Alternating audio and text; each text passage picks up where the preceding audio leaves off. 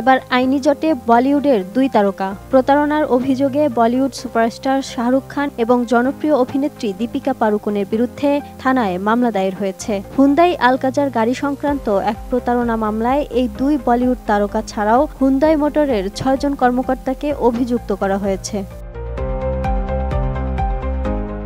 রাজস্থানের ভরতপুর জেলার বাসিন্দা কীর্তি সিং নামের এক ব্যক্তি এই মামলা করেছেন বলে জানা গেছে।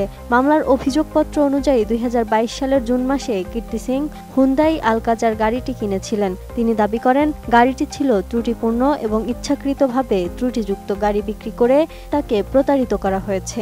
বহুবার অভিযোগ জানানো সত্ত্বেও গাড়ির সমস্যার সমাধান হয়নি বলে দাবি করেন তিনি জানান, এটি আমার পরিবারকে জীবনের ঝুঁকিতে ফেলেছে। কীর্তি সিংয়ের আরও অভিযোগ, শাহরুখ খান এবং দীপিকা পাড়ুকোন হুন্দাইয়ের ব্র্যান্ড অ্যাম্বাসেডর হিসেবে কোম্পানিটির ত্রুটিপূর্ণ গাড়ির প্রচার ও ব্র্যান্ডিংয়ে অংশ নিয়েছেন। এই কারণে তাদেরকেও অভিযুক্ত হিসেবে মামলায় অন্তর্ভুক্ত করা হয়েছে। এদিকে ১৯৯৮ সাল থেকে হুন্দাইয়ের ব্র্যান্ড অ্যাম্বাসেডর শাহরুখ খান, অন্যদিকে ২০২৩ সালে কোম্পানিটির ব্র্যান্ড অ্যাম্বাসেডর হিসেবে যুক্ত হন দীপিকা। আমি বুঝি নির্মাণের শিল্প, সালাম স্টিল বোঝে ডিউরেবিলিটি। সালাম স্টিল, মোস্ট ডিউরেবল স্টিল। কীর্তি সিং জালিয়াতির বিষয়টি নিয়ে আদালতে অভিযোগ করেছিলেন। এরপর অতিরিক্ত চিফ জুডিশিয়াল ম্যাজিস্ট্রেট আদালত ২-এর নির্দেশে মথুরা গেট থানায় একটি আবেদনের মাধ্যমে মামলা দায়ের করা হয়েছে। পুলিশ কীর্তি সিংয়ের অভিযোগের প্রেক্ষিতে এই বিষয়টি নিয়ে তদন্ত শুরু করেছে। এ ঘটনায় ভরতপুরের মথুরা গেট থানার পুলিশ তদন্ত শুরু করেছে। তবে এখনও শাহরুখ বা দীপিকার পক্ষ থেকে কোনো প্রতিক্রিয়া পাওয়া যায়নি। এদিকে খুব জলদি একসঙ্গে দেখা যাবে শাহরুখ ও দীপিকাকে।